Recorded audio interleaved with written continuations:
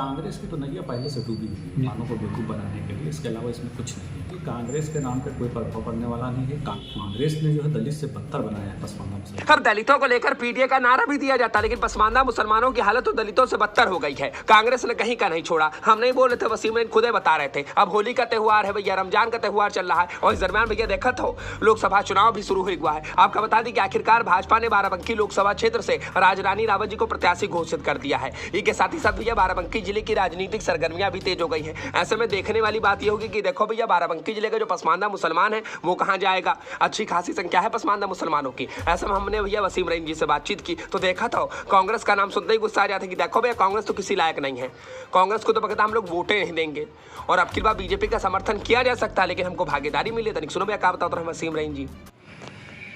देखिए, रमज़ान के महीने में पहली बार होली पड़ रही है। पहले तो रमज़ान के मौके पर देशवासियों को बहुत बहुत मुबारकबाद। और होली जो त्यौहार है बड़ा त्यौहार है, और हिंदुस्तान की जो गंगा जमनी तहजीब है, हम लोग एक दूसरे के साथ भी मिलकर हमेशा अपने त्यौहार मनाए हैं। जिस तरह हमारे वहाँ ईद में आके हमारे जो और धर्म के मानने वाले लोग हैं हम लोग के साथ मिलजुल कर मनाते हैं, उसी तरह होली में उनके घरों पर जाके हम लोग मनाते हैं। इस बहुत बड़े त्यौहार पर पूरे देशवासियों को बहुत बहुत बधाई और शुभकामनाएं। अब होली की शुभकामना तो इधर दिन भैया हम इनसे पूछेंगे भैया ये बताइए आखिरकार पसमानदा समाज किसका समर्थन करेगा। लोकसभा का चुनाव तो शुरू हुआ है और बाराबंकी की राजनीतिक सरगर्मियां तेज हो गई हैं।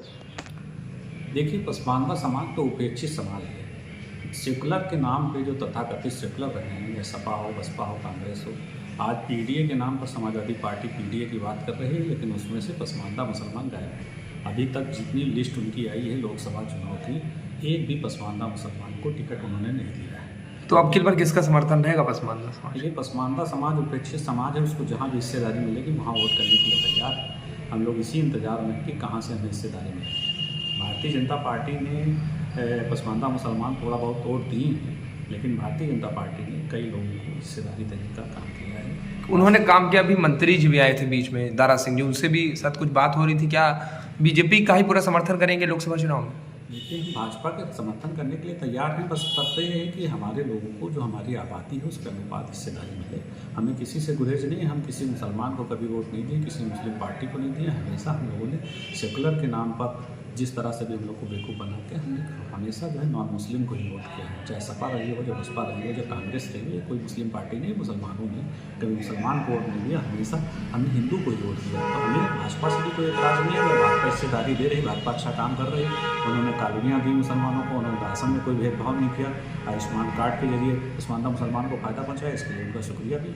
अब लगे हाथ इनसे हम यूं पूछ लें कि इंडिया गठबंधन की ओर से आखिरकार बाराबंकी जिले में तनुज पुनिया प्रत्याशी बनाया गया। समाजवादी पार्टी कांग्रेस एक हो गई है और समाजवादी पार्टी कांग्रेस का बहुत समर्थन कर रही है। तनुज प्रत्याशी है तो क्या लगता है पसमानदा समाज उनको वोट डालेगा? तो ये कहेंगे देखो भैया लोग पीडीए का नारा दे रहे हैं और ये पीडीए के नाम पर पूरा गिरोह और गैंग बना रखे। तनिक सुनो।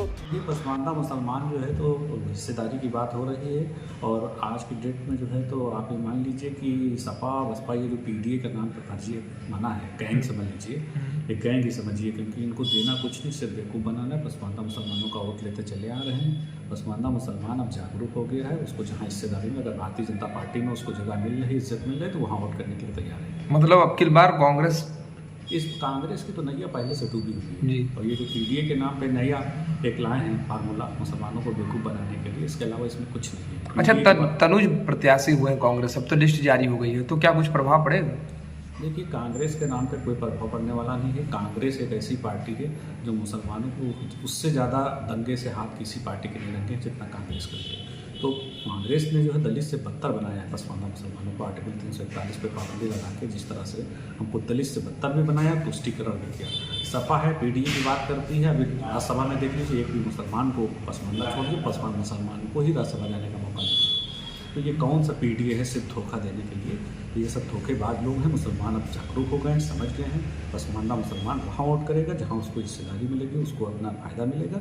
अब ये बहुत दिन तक की 70 साल तक बेवकूफ़ बनाते रहे। अब इनकी बातें सुनिए आपने भैया। बाराबंकी जिले में कांग्रेस के चाहे जो प्रत्याशी हो जाएगा बहुत चुनाव नहीं जीते पाएगा। बहुत गजब फजीहत कर दी वसीम भैया। बाकी वीडियो अच्छी लगी तो कमेंट कीजिएगा, चैनल को सब्सक्राइब कीजिएगा। शम्मा सहज कमेंट पर मिलेगी तो बेल आइकन जरूर दबा दीजिएगा। बाकी आपकी कार कमेंट करके बताइएगा।